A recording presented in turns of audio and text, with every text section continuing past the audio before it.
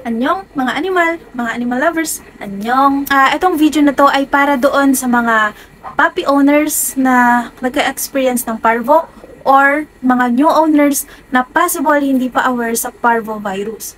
Ito yung pinaka-lasting na ayaw marinig ng mga owner na magkaroon or positive ang aso nila sa parvovirus. Ano nga ba ang parvovirus? Parvovirus is caused by a canine parvovirus. Ito ay sobrang contagious, sobrang nakakahawa at sobrang life-threatening sa inyong puppy. Lalong-lalo na kung wala silang panglaban, kung hindi sila bakunado.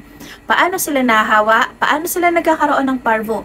Pwedeng mahawa ang inyong puppy through direct and indirect contact. Ang direct contact is magkaroon sila ng contact from the infected feces, infected dog, isang puppy nakasurvive na ng parvo.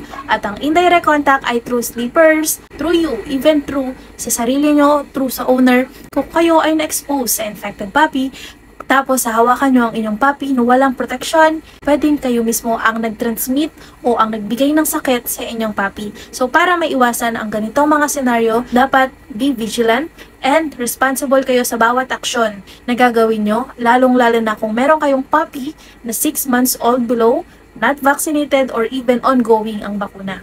Possible pa sa mga indirect contact ay ang mga infected bowel, infected clot, even infected environment. Winok ko lang naman, nag-sniff lang naman siya sa garden. Hindi natin alam yung garden na yon may nagpoop na ibang aso na parvo pala. Pwede yun ma-sniff ng dog mo, pwede yun mapunta sa system niya. After 3 days, pwede nang magkaroon ng parvo ang iyong alaga. That's why it's always important to disinfect where your dog stays, and also you should disinfect your area every now and then. And also, walang masama na maging maarte kayo pagdating sa inyong puppies. Huwag nyo masyadong pinapahawakan sa mga stranger, nakitan sa alaga nyo, inalaw nyong hawakan nila, not knowingly the history of that person. Hindi natin alam na baka sila pala yung mag-transmit. So, bakit nga ba nagkakaparvo ang inyong alaga? Usually, mas prone ang mga 6 weeks to 6 months old of age ng mga puppies na pwedeng matamaan ng parvo. Yung mga 6 weeks old below, meron pang maternal antibodies na nakapag-protect sa kanila from any diseases dahil sa maternal antibodies ng kanilang nanay, assuming na nabakunahan ang kanilang nanay ng parvo vaccination. Gaano katagal lalabas yung simptomas kapag ang iyong alaga ay nahawa ng parvo? Usually, it will takes up to 3 to 7 to 10 days.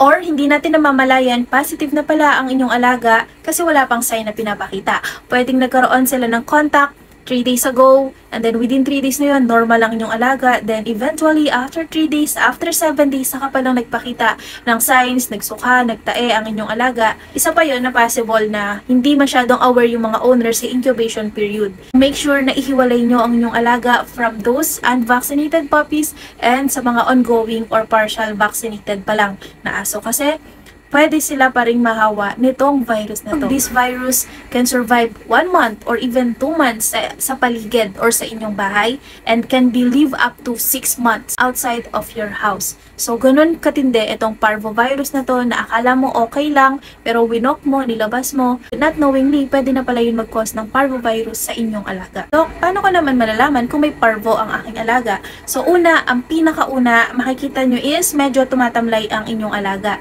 Nawawala ng gana kumain, and susunod nagsusuka ng white, nagsuka ng foamy white, nagsuka ng parang laway, and mayat maya suka na siya ng suka. Ang kasunod niyan ay ang pagtatae ng lusaw, pagtatae ng medyo may buo pa hanggang sa naglulusaw na, medyo form pa hanggang sa nagiging watery na, until such time tumatae na siya ng blood at sobrang lansa ng amoy. If all of these signs ay napansin mo sa inyong alaga, if ang iyong alaga ay 6 months old below or puppy, walang bakuna, exposed sa other dogs na walang bakuna, nagsuka ng foamy white, nagsuka ng laway, nagtae, dalhin mo na agad ang iyong puppy sa malapit na clinic, malapit na veterinary clinic para maagapan, para mabigyan agad ng lunas. Of course, not necessary na nagtae ng dugo, parvo na. Most probably, pwede yan, madaming factors na pwede mag-cause, pero yan ang pinakadelikado sa lahat, kaya dalhin mo na agad ang iyong alaga sa malapit na clinic para mabigyan ng solusyon. Kung severity or kung gaano kalakas yung parvovirus na yan ay depende sa immune system ng inyong alaga.